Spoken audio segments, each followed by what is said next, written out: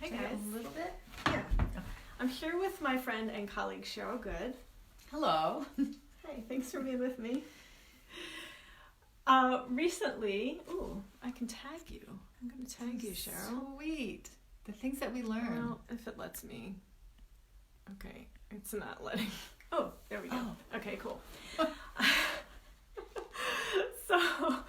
So last night I was scrolling through Facebook and I see this message, this channeled message, and I started reading it. I was like, oh wow, this sounds a lot like what I just brought through. Like someone else is bringing through the same information. How cool.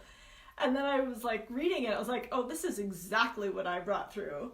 Someone has transcribed what I brought through, posted on Facebook without my permission, and didn't cite the Creation Temple or me, nothing. And it had like 400 shares and 100 comments, and I was like, whoa. And so I got angry because this is not the first time it's happened. Mm-hmm. And I'm human, I got angry. So I was asking Cheryl, who just happened to come over today, right in the midst of your feelings. Yeah, I have feelings. What do we think about intellectual property for SpiritPreneurs? Because there is a huge spectrum that I see. Some people are like, you got to get the intellectual property, and if it's violated, you send cease and desist orders, and extreme on that side. And other people are like, well, all information belongs to everyone, and they could bring through that message just like you did. It's all information is available and accessible to everyone, and so channeled messages really don't belong to anyone. And I'm just really curious about your thoughts. I think it's a fascinating inquiry. I agree, and I am looking forward to seeing what other people think about that. Yeah. And you have to know that we are processing this in the moment. Yes, this is live. So we don't have answers in this moment. I have some thoughts, but I don't know if She has thoughts, and I want to be here to hear those thoughts because this is something that does happen. Yeah. So I think for people who aren't making their living from this, and who are okay being in the background, and who maybe have a 9-to-5 job, or they're retired, they don't need to make a living from their spiritual work, I can totally see that perspective where they would say, all information belongs to everyone, you don't need to put your name to it, and they're okay with it. Thank you, Angela. It says, must give credit where credit is due, all in caps. Oh. I think for myself, someone who pays my bills with my channeling work, with my spiritual guidance work, I think for me, it is very important that my website is credited, that my name is credited, so that if people have questions or they want to watch the full channeled message, they know where to go. So this person posted part of the message, not all of it. And there's much more. Maybe people want to know the whole message, but they won't know where to go if my website's not credited. So those are some thoughts. I'm going to be a bit provocative. Oh, please. Yes. Because there is the thought that the most valuable thing that someone can give you is their attention. And so kind of through the back door, you got some attention. My message got some attention. Your message got some attention. Yeah, totally.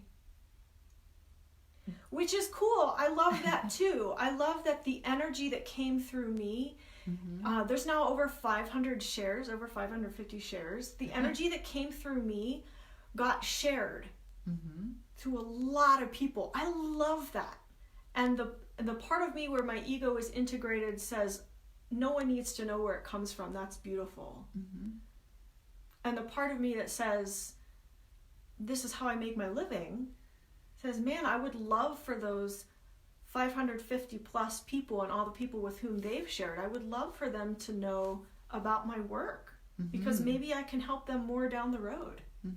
But if they don't know it came from me, we'll never connect.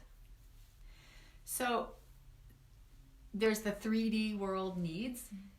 Yeah. Which is our needs. Our needs of being in a human body. Yeah. And then there's other thoughts about that somehow that you have to overcome those needs to really be spiritual. Bullshit. Yeah. I still enjoy eating food. I like driving my car to get places. And even the people that don't drive cars, they're, along the road hitchhiking. They're still, using the cars. I just think it's kind of funny, this whole spiritual thing where people try to transcend it, but then they end up being lost because they don't have the resources.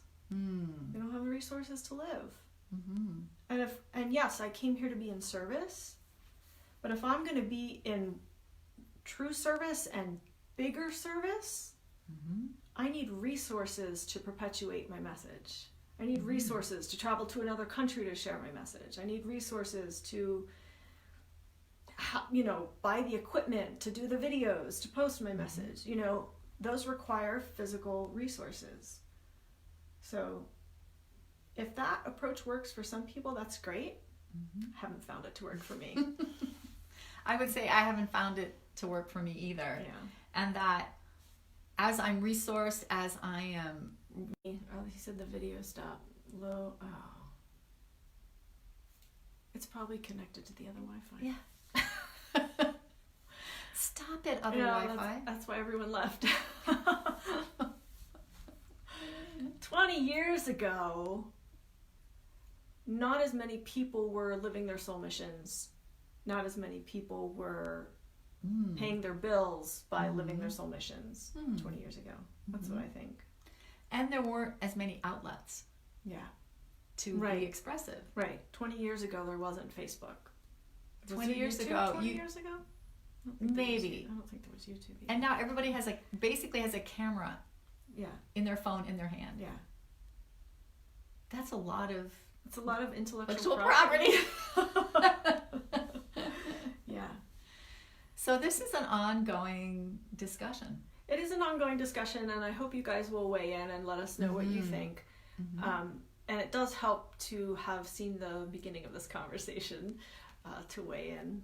Quick recap. Quick recap. Yeah, so some people say that with intellectual property, especially when it's spiritual in nature, that it's accessible by anyone can bring it through. It shouldn't have a trademark or a registered, it shouldn't be a registered brand or whatever. And I say for me that because this is the way I make my living, that it is important to sometimes trademark some things, to have my work credited, and So it occurs to me that there is this mythology, this belief that you can't be highly spiritual. Yeah. And at the same time live a rich, juicy, human, resourceful life. Yeah. Yeah. I think the people who believe that the information is just out there for everyone, accessible by anyone, are also the people that don't have the resources in general. This is the correlation that I see. So I just think it's very fascinating. Yeah.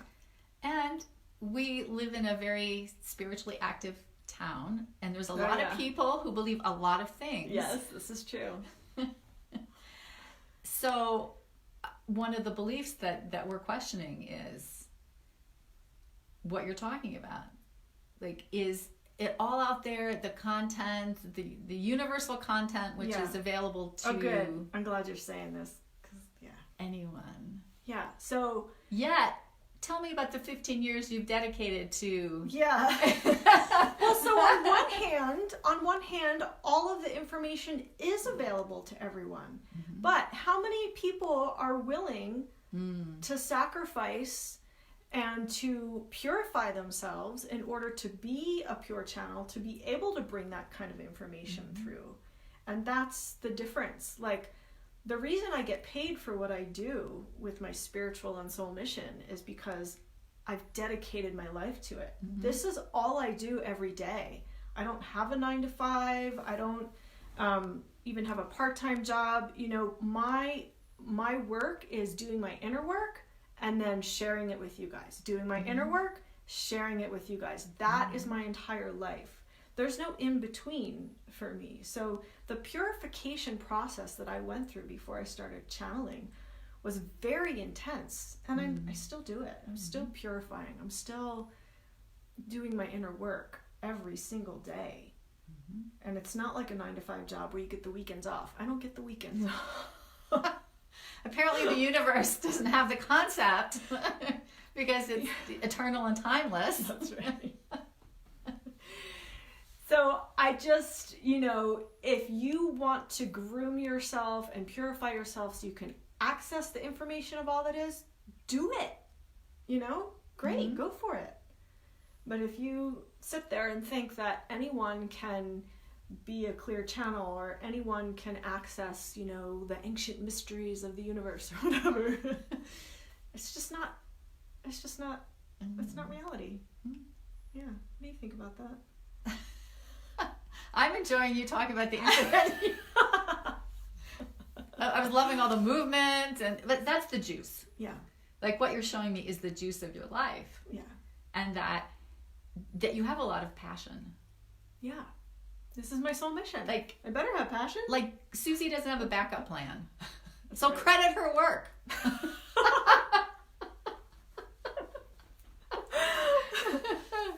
You know, it would be nice. Yeah. It would be deeply honoring if you want to share the work that I do. It's deeply honoring that you give me in the Creation Temple the credit. Especially if it's a channeled message that's found in the Creation Temple. Like, let people know where they can go to find the information. And where would that be, Susie? CreationTemple.com. You're awesome. CreationTemple.com. Yeah, right now. So I just released a new channeling video with a forecast for November, a recap of October, and that video is in the Creation Temple for free members under the channeled messages. And yes, Angela, I will answer your question. And you can access it just by creating a free profile within the Creation Temple. And then a month from now, it will be released on YouTube. But if you want the forecast for November, go to the Creation Temple, make a free profile so you can get the information now. Angela, I did. So I commented on his post and I also private messaged him. It's all worked out beautifully. We've had a very beautiful interaction. It wasn't intentional. It wasn't malicious. Nothing like that. It was just an oversight type of thing. So he's rectified. He's more than made it right. You know, and it's been a beautiful interaction and connection for us. So it's all turned out beautifully. But I realized I have to stand up for myself. I have to stand up for my work. And this is part of that. And I'm so grateful to this man because he gave me the opportunity to step up and take a stand for my work and the value of my work. And I'm marveling about that too. This was an opportunity that he gave me to say, hey, clearly my work has value if 500 people are sharing it, you know. This was an opportunity for me to say, hey, you know, you need to honor. You need to honor the person and the source. So there really is a happy ending to this in that there was something last night, Halloween night, and you're scrolling and then these words are coming and you're having that moment where it's like, these sound really, really familiar. Oh, these are my words. I read the first sentence and I'm like, wow, someone else brought through like I got a sister or brother here, and then you realize it was you. Yeah, and then I realized, I recognize these words because I brought them. Yeah. So my other question though is, he did transcribe the words and post them without permission. What do we think about that? Is that an issue? Is that a benefit? Like, does someone need to ask permission to transcribe a message that's not public yet? Like, it's not on YouTube yet. It's still private in the Creation Temple. It's accessible for free, but it's still private. There are probably rooms full of lawyers who are asking these very same questions. at the moment. Rooms full. There are chambers and rooms, and I mean, because we are evolving so rapidly as the technology that we have, the way that we can disseminate information now. Yeah. And so then where is the before and where's the now and where's the after? Yeah. When you can copy and paste, we're kind of in a copy and paste kind of world right now, because we didn't even have those capabilities before. Robin, are you saying the transcription is plagiarism? Oh, interesting. Yeah. All right. I mean, I don't know. I'm kind of okay with it, I think. But I'm not sure. It's still like, wait a second. Not quite sure. And what I really appreciate about Susie is that she is comfortable in the gray area. Like, you're comfortable processing through. Yeah. You're not having to know right away. Yeah. You're not going to the extremes. I'm in the inquiry. You're not like, this is so bad. Or you didn't go to, well, this is so great. I just got 500 shares. It's not going in my analytics, yet I did get 500 shares. Yeah. So what I'm experiencing with you right now is that you are willing, you are showing in the moment the kind of inquiry that you do, the very thoughtfulness. Yeah. I think we need to have conversations about these things. And maybe not jump to conclusions, although I did get angry. Well, and anger is beautiful. Yeah, Here's the thing I love about anger. Anger gets a really bad reputation because it can be destructive. It can be simply a blast of energy that it's like taking a BB gun and just firing it off, and there's multiple sprays. Yeah. The way that I've experienced your anger is it's clarifying. Yeah. You're using and this is righteous anger.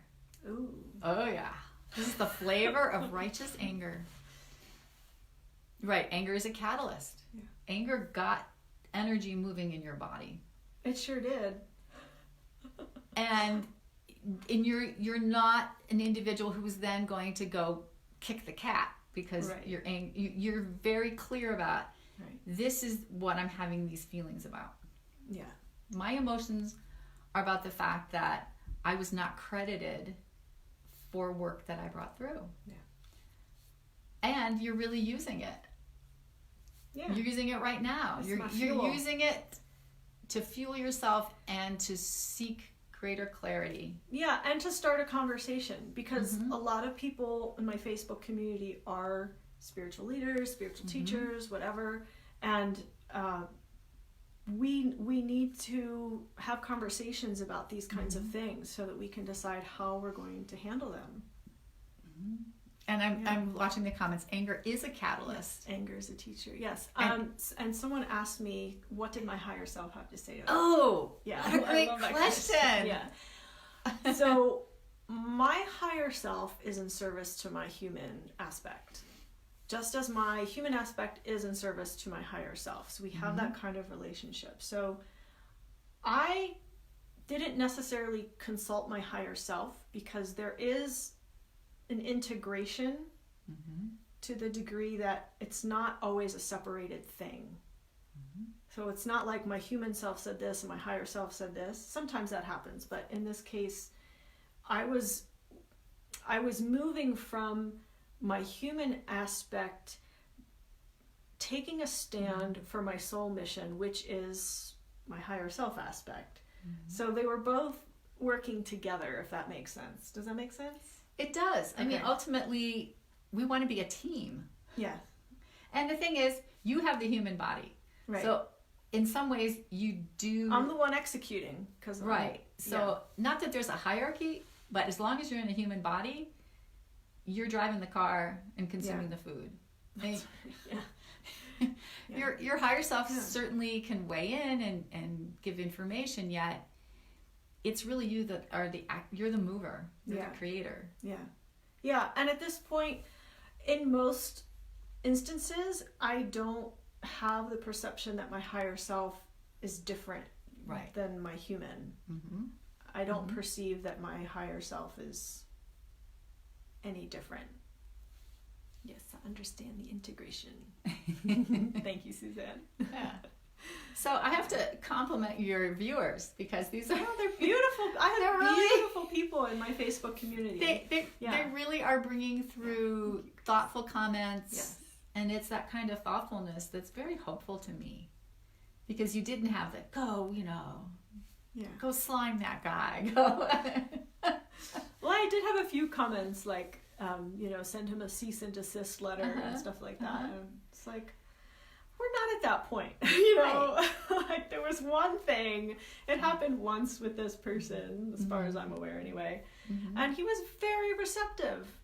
So, yeah, I just don't feel the need to jump to that level. I love you too, Suzanne. Oh, yeah. So I love, there was reactivity, of course. Yeah. Like, you feel it. Ooh, it's an energy. I'm feeling something. Yeah. And you're moving that energy. Yes. Like this will be moved through.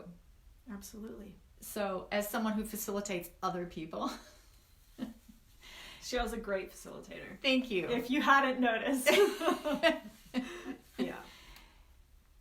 That you're able to be with things that are uncomfortable. Because that was uncomfortable. Yeah. And you didn't do anything that would hurt yourself or hurt anybody else. Yeah. All the kittens are safe. Right? Right. Right. And now you're going another step and you're actually sharing your process. So there is even a bigger picture. Yeah, so I'll share what I do with anger. Do it. Yeah. And then we'll wrap this up. Okay. I gotta do other stuff. This was very spontaneous. We're both like, we have other things to do. Like, no, this is important. No, I know. We did say, and now here we are. So I'm the type of person that has not I'm not an angry person. I don't get angry often. Like, this is not something that's been part of my life. But in the past few years, hidden, suppressed anger has started to rise up. And I'm like, what do I do with all of this? To the point where I started feeling rage, which was really new for me. And rage is like overwhelming. It will take you out, And I was like, whoa, what do I do with this? So I journaled and I asked Prime Creator, this is like my first journaling channeling. Said, what do I do with this rage? And the answer was to slowly, bit by bit, bring it up into my heart. And not try to change it, not try to transmute it, just let the anger be the anger and just bring it up into my heart. And so that's what I've been doing. And it's an intention, I intend to, when I feel anger, just put it in my heart. And so I'm like going like this because I feel the anger down here and then I pull it up into my heart energetically. Right. And you got some clarity from it. Yeah. And then you can bring it fuel. Yeah. And it's been my fuel. It's been the thing that moves me forward. It's a powerful energy. Anger is a powerful energy. So that's what I do with anger. Yeah. That sounds like another Facebook Live. Yeah. In the future. Perhaps. I do want to thank Susie's watching audience. Yeah. And also say that CherylGood.live is my website if you're intrigued to learn more about me. Yeah. Cheryl holds amazing space. Thank you, Susie. Yeah, thank you. Yeah, so thank you guys so much for joining. And if you do want to watch that channeling video I mentioned, you can create your free profile at creationtemple.com. Learn about what's coming in November. Learn about what Prime Creator had to say about October and the California fires. There might have been one other thing. I don't always remember everything. creationtemple.com. Thank you so much, my beautiful community. Thanks for weighing in and, continue to post your thoughts about all of this very huge topic. Appreciate you guys. See you in the next video. Bye.